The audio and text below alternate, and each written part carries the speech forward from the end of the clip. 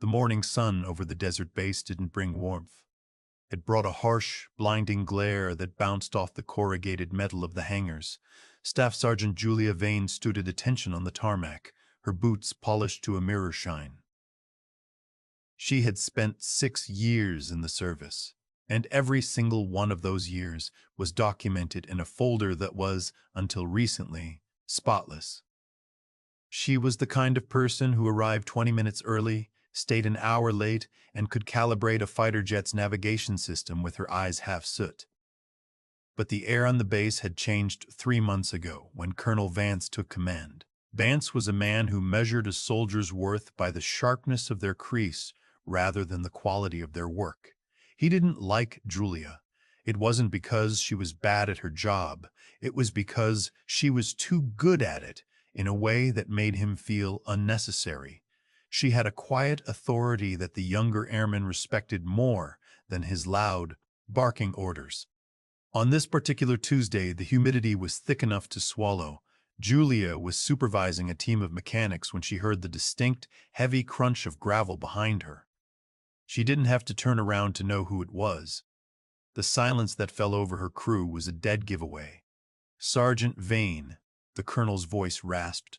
It was a dry, thin sound, like sandpaper on wood. Julia turned and saluted. "Good morning, Colonel." Vance didn't salute back immediately. He paced a small circle around her, his eyes scanning her uniform like a predator looking for a wound. "I've been reviewing the logs, Vane. You're 3 minutes over the allotted time for the diagnostic on the F-16 and Hangar 4. "The sensor array had a hairline fracture, sir," Julia replied, her voice steady and neutral. "I chose to repair it now rather than risk a mid-air failure." "I didn't ask for a lecture on mechanics," Vance snapped. He stepped closer, entering her personal space. "I ask why you think the schedule is a suggestion. This is a military installation, not a backyard garage. You've become comfortable, Sergeant, too comfortable. You think your history here protects you from the standard." Julia kept her gaze fixed on a point just above his shoulder. "No, sir. Your uniform is looking a bit lived in, too," he muttered, reaching out to flick a microscopic speck of dust from her shoulder. "Maybe a stint in basic processing would remind you how to wear the cloth of our country." The crew members nearby looked down, suddenly very interested in their wrenches and clipboards. Everyone knew what was happening. It was a slow-motion push. For weeks, Vance had been papering her, filing minor reports for things that no other commander would notice. A slightly loose thread here, a missignature on a non-essential form there. It was a death by 1,000 paper cuts. By the time the lunch whistle blew, the rumor mill was already spinning. In the mess hall, Julia sat alone at a corner table. People she had trained, people she had served with in overseas trenches, looked at her with a mix of pity and fear. On a military base, a commander's displeasure is contagious. To be seen with a target is to become a target yourself. A young airman named Leo sat down across from her, though he kept his head low. "Sarge, I heard he's looking to move you to administrative hold. He's trying to pull your flight line clearance." Julia took a slow sip of water. "Let him try, Leo. The work speaks for itself." "It's not about the work anymore," Leo whispered. "He's talking about conduct unbecoming. He's telling the brass you're insubordinate. They're building a case to force you out, Julia. Not just to transfer a full discharge." Julia felt a cold knot tighten in her stomach. She had given her life to the service. She had no family left back home. The hangar and the sky were all she had. The thought of being stripped of her rank, of her identity, over a personal grudge felt like a physical weight on her chest. That afternoon, the pressure intensified. Julia was called into the main office 4 separate times for clerical corrections. Each time Vance was there, sitting behind his mahogany desk, watching her with a smug, predatory patience. He was waiting for her to snap. He wanted her to raise her voice. to show a hint of anger, to give him the one piece of evidence he needed to end her career. But Julia remained a statue. She took the insults. She took the menial tasks he threw at her, like scrubbing the grease traps in the motor pool, a job usually reserved for privates who had stayed out past curfew. She did it all without a word of complaint. As the sun began to set, casting long, orange shadows across the runway, Julia was ordered to the medical wing. "For what?" she asked the clerk. "Standard exit physical," the clerk said, refusing to meet her eyes. "I'm not exiting," Julia said, her heart hammering. "The colonel signed the preliminary separation papers an hour ago," the clerk replied softly. "He's fast-tracking it under expedited administrative discharge. You're being forced out, Sergeant. You have to report to medical for the final checkout now." Julia stood in the middle of the hallway as the fluorescent lights hummed overhead. The betrayal felt like a thick fog. She had done everything right. She had followed every rule, survived every hardship, and yet here she was, being erased by a man who had never seen a day of real trouble in his life. She walked toward the medical wing, her boots echoing on the linoleum. Every person she passed seemed like a ghost. She felt like she was already gone. She reached the heavy double doors of the clinic and pushed them open. The smell of antiseptic was overwhelming. A nurse pointed her toward a private exam room. "Change into the gown, Sergeant. The doctor and the colonel will be in shortly to verify the physical condition for the discharge summary." "The colonel is coming to my medical exam?" Julia asked, her voice finally trembling with a hint of outrage. "He's the witnessing officer for the separation," the nurse said, looking away. "It's his right." Julia went into the small room and closed the curtain. She looked at her uniform, neatly folded on the chair. The stripes on her sleeve represented years of sweat and sacrifice. She took off the jacket, then the shirt. She knew what was coming. She knew Wentz wanted to see her humiliated, to see her stripped of her pride before he sent her out the front gate for good. He thought he was breaking a simple mechanic. He had no idea that beneath the fabric of that uniform lay a secret that had stayed hidden for years, a secret that was about to turn his entire world upside down. She sat on the edge of the exam table, the cold air of the clinic hitting her skin, waiting for the door to open. She wasn't afraid anymore. She was ready. The heavy door to the examination room creaked open, and the sound of polished dress shoes clicking against the tile filled the small space. Julia didn't turn around. She sat on the edge of the high exam table, her back to the door, wearing the thin, pale blue medical gown. It felt flimsy compared to the thick, protective fabric of her work uniform. The air conditioning in the clinic was set low, and the cold air raised goosebumps on her arms, but she refused to shiver.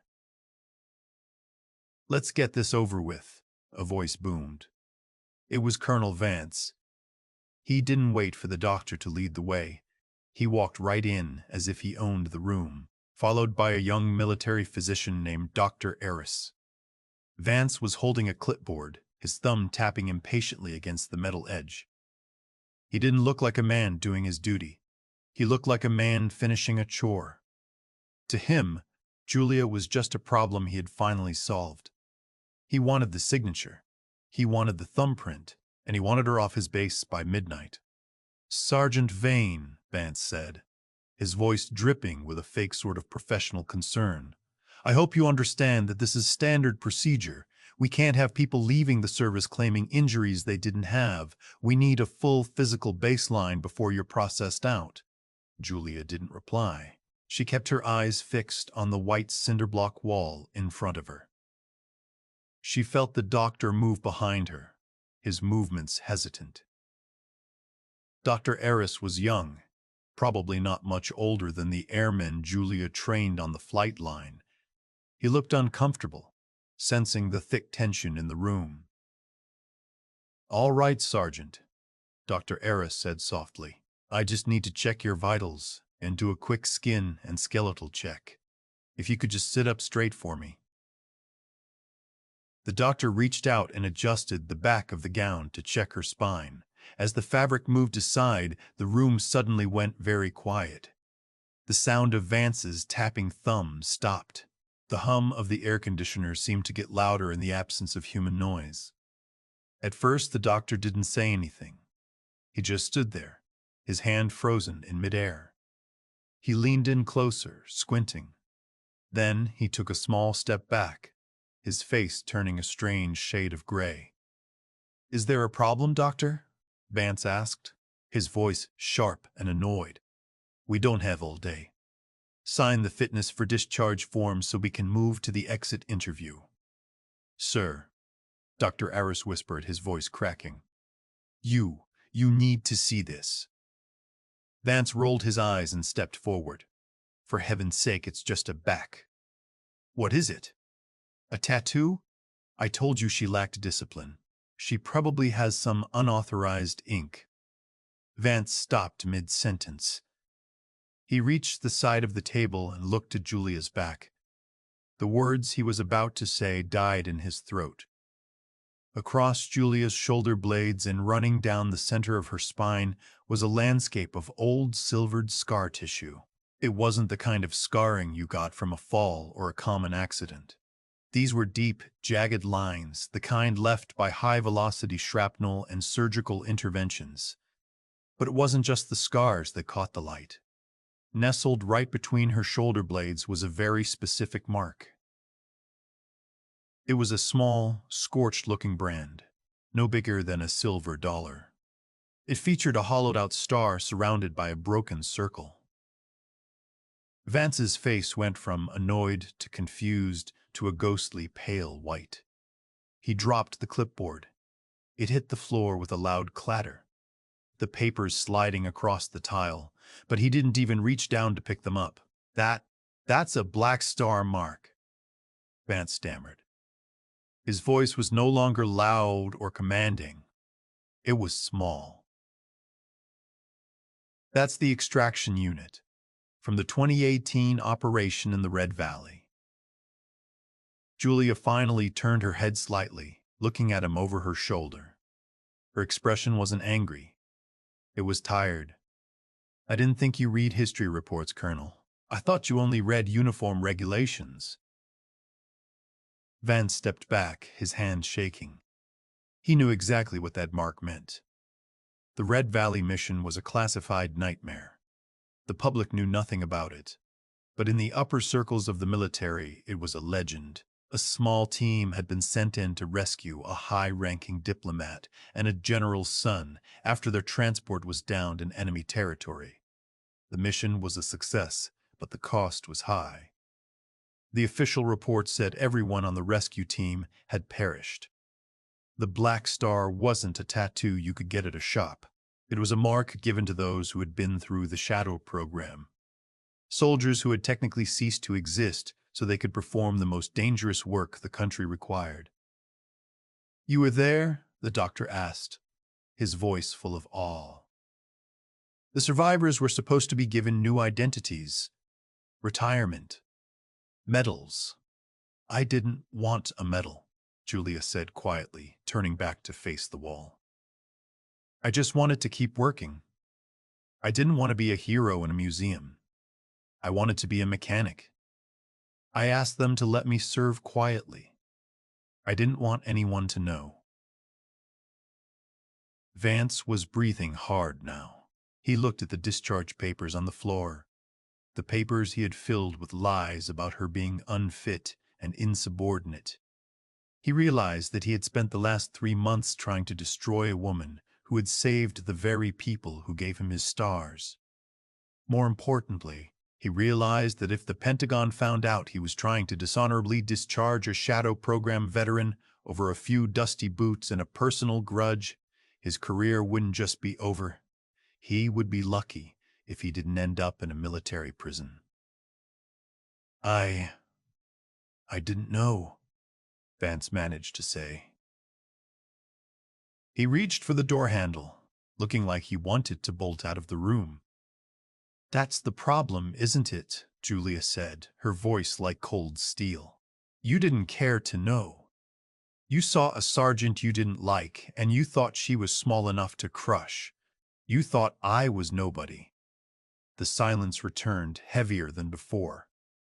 Vance looked at the doctor, then at Julia, then at the floor. He was a man who lived for power, and for the first time in his life, he realized he was the weakest person in the room. "Doctor," Vance said, his voice trembling. "Leave us. Now." Dr. Eris didn't need to be told twice. He gathered his things and hurried out, the door swinging shut behind him. Vance turned to Julia, his face twisting into a desperate mask. "Sergeant, Vane, we can fix this. This was all a big misunderstanding, a clerical error. We can forget the discharge. I'll personally see to it that your record is cleared." Julia stood up. She didn't put the gown back on properly. She just stood there in her quiet strength. "It's too late for a misunderstanding, Colonel. You've already filed the papers. The system is moving. And now, the system is going to see exactly who I am and exactly who you are." Vance stood frozen as Julia walked over to her uniform, picked up her jacket, and draped it over her arm. She walked toward the door, leaving the colonel standing alone in the cold exam room with his ruined plans scattered on the floor. The news didn't travel through official memos or morning briefings. It traveled like a wildfire through the hangars, the mess hall, and the barracks. By the time the sun had fully set, everyone on the base was talking. The story was changing with every whisper, but the core of it stayed the same. The colonel had tried to break the wrong person. Julia didn't go back to her room. She didn't go to the mess hall. She went back to Hangar 4.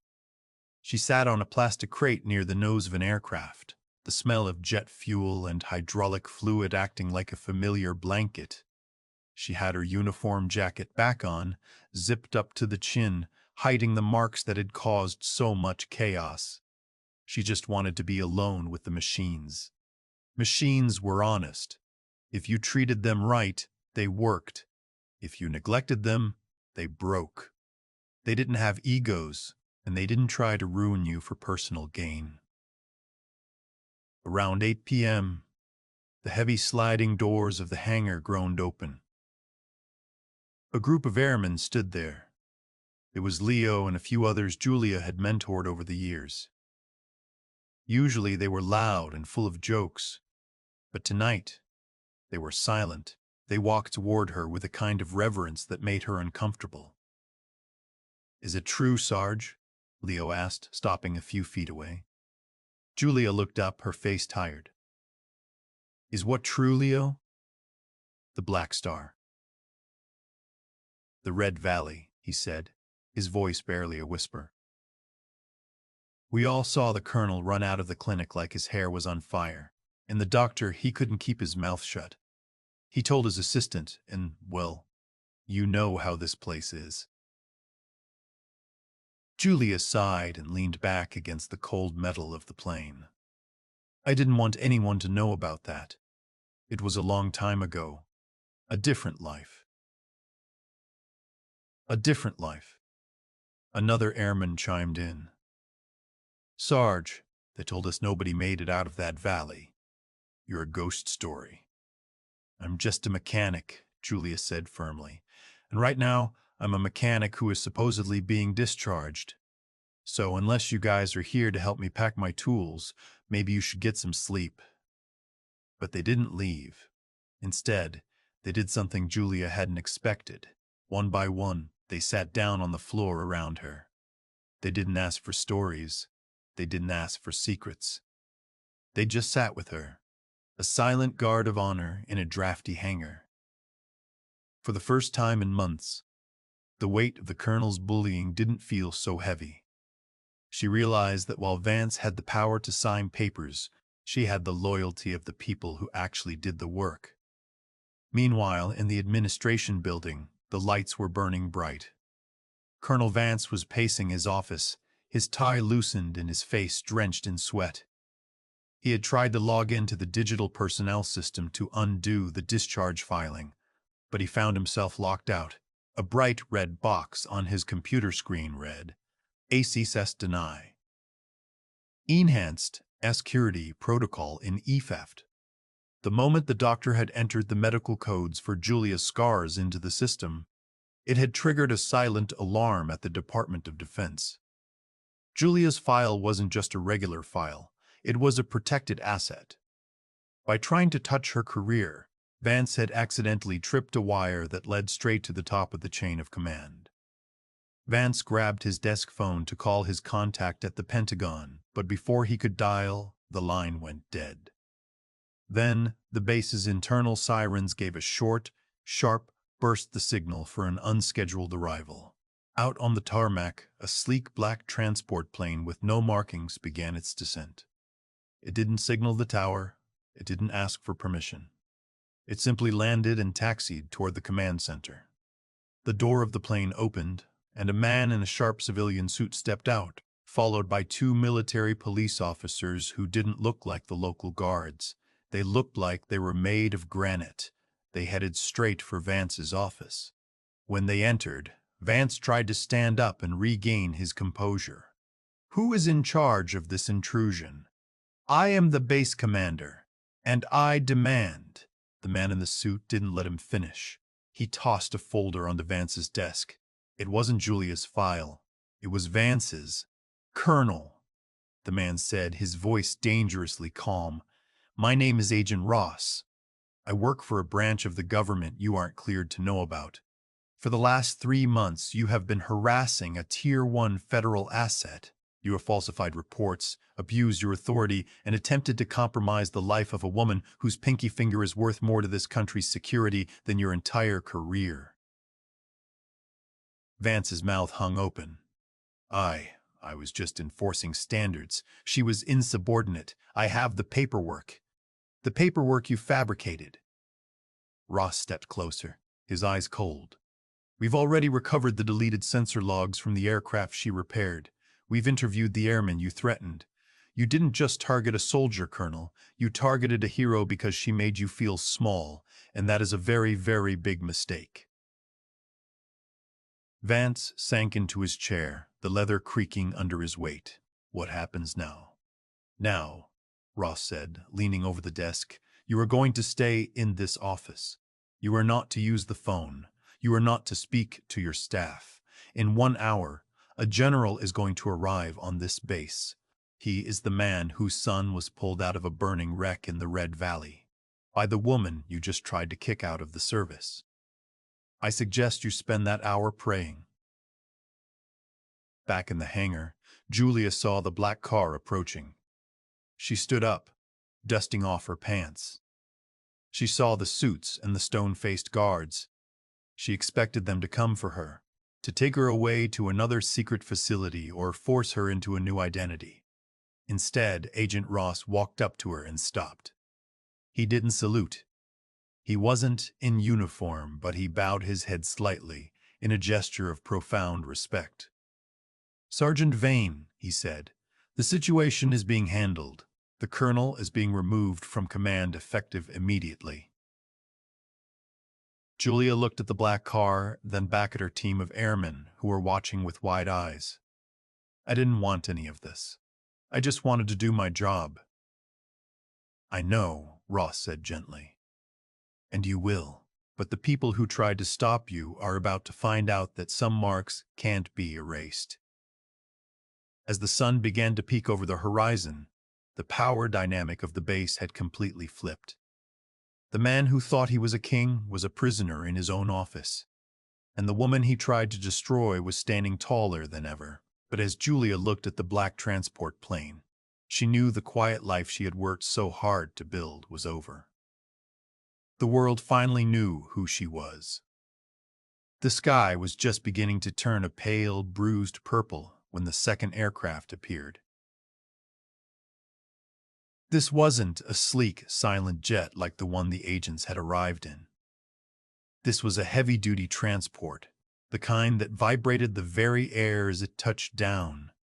The roar of its engines echoed off the hangar walls, waking up anyone on the base who had managed to sleep through the night's tension. Inside his office, the colonel sat in total darkness. He hadn't turned the lights on since the agents had arrived. He sat behind his desk, staring at the door.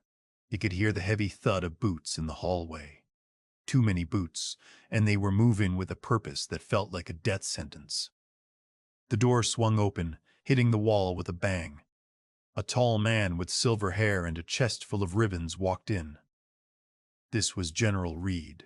He didn't look like a man coming for a meeting. He looked like a storm that had finally made landfall. He didn't look at the agents. He didn't look at the office. He looked straight at the man cowering behind the desk. "Stand up," the general said. His voice wasn't loud, but it had a weight to it that made the colonel's knees shake as he scrambled to his feet. "General, sir, I can explain the situation with Vane." The general raised a hand, and the colonel's mouth snapped shut instantly. "I didn't come here to listen to you talk. I came here to see the person who saved my son's life while I was sitting in a comfortable office in Washington. And I find out that the man I put in charge of this base has spent the last 90 days trying to throw her into the street." "I was following the regulations, sir," the colonel stammered, his voice thin and desperate. "Her attitude, she was becoming a distraction to the unit." "She was a distraction to you," the general corrected. He stepped closer, the light from the hallway catching the anger in his eyes. "You didn't like that she knew more than you. You didn't like that the men looked at her for answers instead of you. So you tried to use the system as a weapon. You used the very rules meant to protect this country to satisfy your own ego." The general took a step back and looked at the agent. "Is the sergeant here?" "She's in Hangar 4, sir. She hasn't left her post." "Of course she hasn't," the general muttered. "Let's go." The walk to the hangar felt like a funeral procession for the colonel. He was forced to walk between two guards, following the general out into the morning air. Word had spread that something big was happening. Airmen were lining the edges of the tarmac, watching in silence as their commander was marched like a prisoner toward the hangar where Julia was waiting. When they entered the hangar, Julia was standing by the same plastic crate. She hadn't changed. She hadn't fixed her hair or tried to look like a hero. She just stood at attention as the highest-ranking officer she had ever seen walked toward her. The general stopped 5 feet away. For a long moment, he didn't say anything. He just looked at her. Really looked at her. He saw the grease under her fingernails and the exhaustion in her eyes. Then, he did something that made every person in that hangar gasp. The general snapped his hand to his brow in a sharp, crisp salute. Julia froze. A general saluting a sergeant was unheard of in the daily life of the military. It was a gesture of extreme respect, usually reserved for Medal of Honor recipients or the fallen. Slowly, her training took over, and she returned the salute, her hand steady. "Sergeant Vane," the general said, his voice softening. "My son tells me he wouldn't have made it out of that valley if you hadn't carried him 3 miles through a mountain pass with a shoulder full of metal. He says you gave him your last drop of water while you were bleeding out. And he told me that when the rescue bird arrived, you refused to get on until every other person was accounted for." The airmen in the hangar looked at Julia, then at each other. They knew she was tough, but hearing the details of her service made the air feel thin. Leo, standing in the back, felt a surge of pride that brought tears to his eyes. "I did what I was trained to do, sir," Julia said quietly. "No," the general said. "You did what a leader does. And while you were doing that, this man," he gestured to the colonel, who was standing off to the side, looking smaller than ever, "was trying to tell me you were a failure. He was trying to tell me you were unfit for service." The general turned to the colonel. "I want you to look at her." Look at the person you tried to destroy because you were bored and insecure. The colonel couldn't do it. He kept his head down, staring at his own boots. Since you're so fond of paperwork, the general continued, I've brought some for you. These are your new orders. You are being stripped of your command immediately. You will be escorted to a transport that will take you to a post in the farthest corner of the map. You will spend the rest of your career overseeing a supply depot in the middle of nowhere, where the only thing you'll have power over is the inventory of light bulbs. The colonel's face went white. It wasn't just a demotion. It was a total erasure of his status. He would be a joke, a man who went from commanding a base to counting boxes in a frozen wasteland. And as for you, Sergeant, the general said, turning back to Julia, you spent enough time hiding your light in this hangar.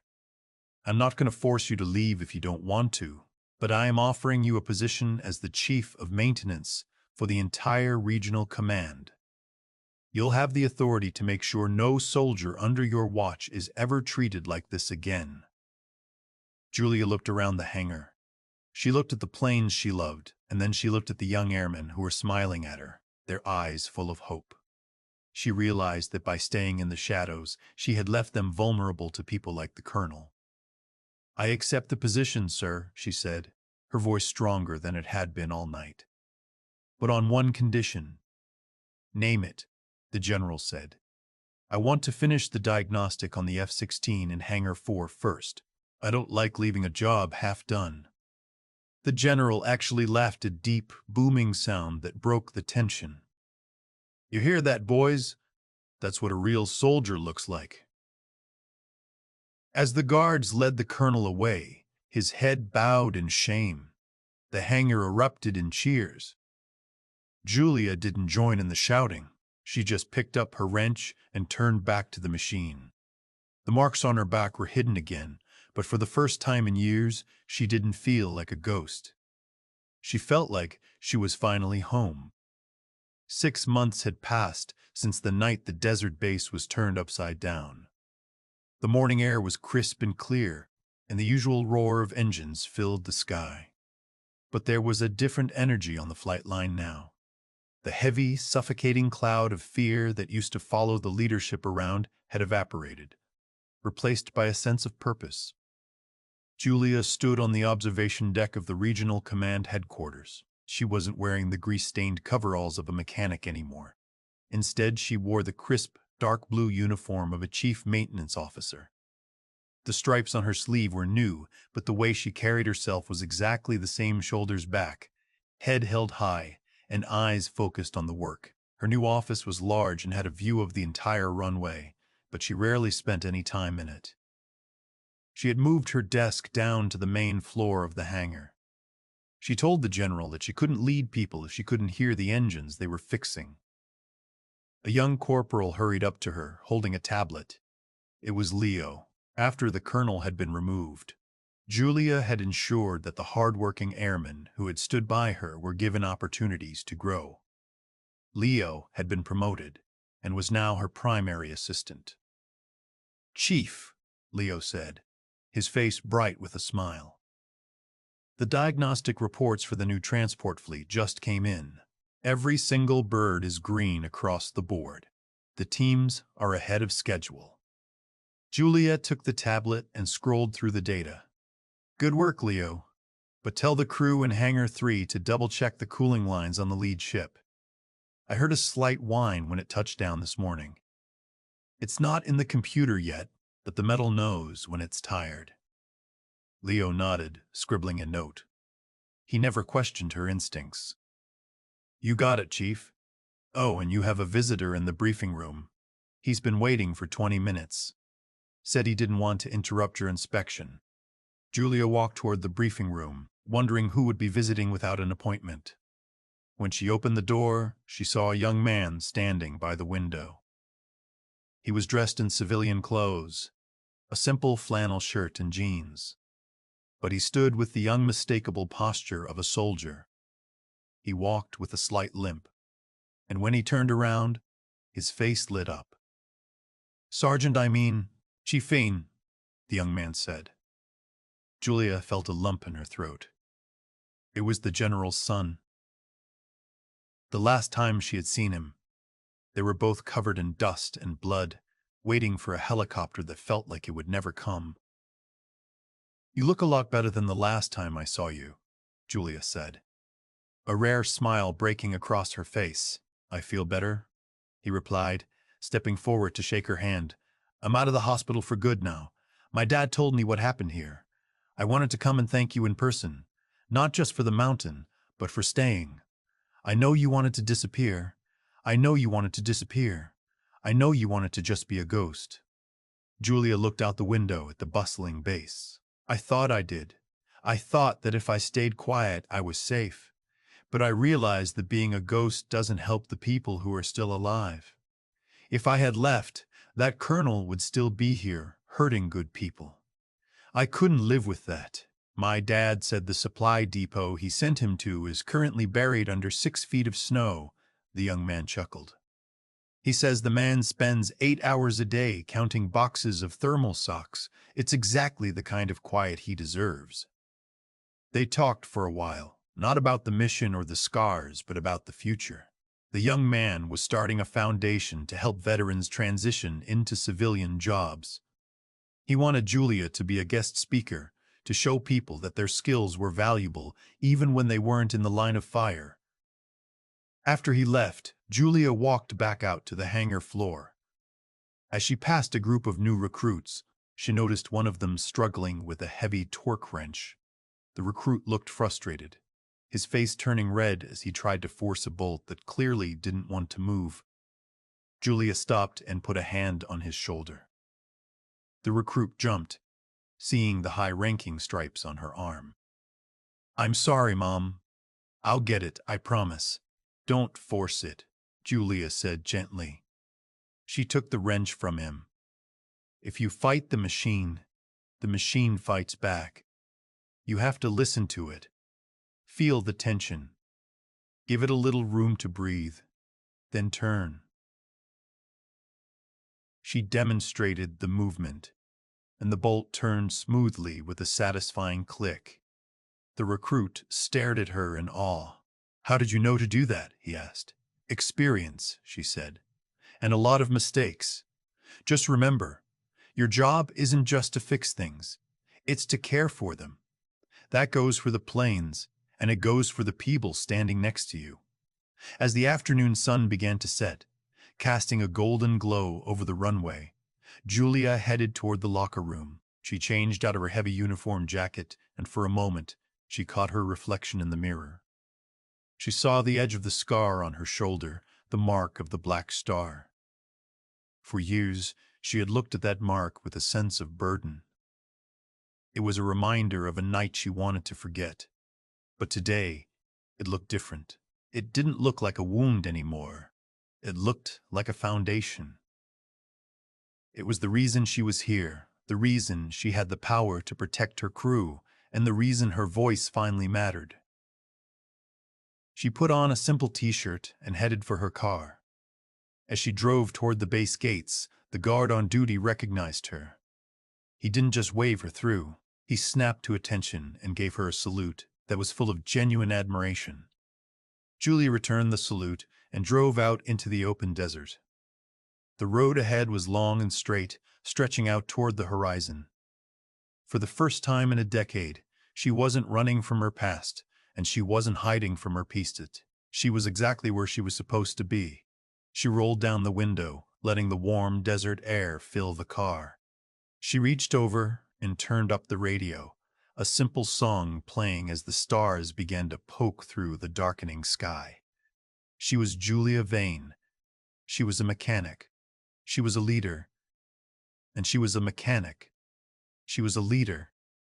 And she was finally, truly free. The base grew small in her rearview mirror, its lights twinkling like a grounded constellation.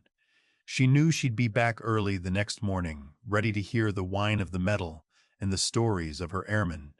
She had been forced out of one uniform only to find the one she was truly meant to wear.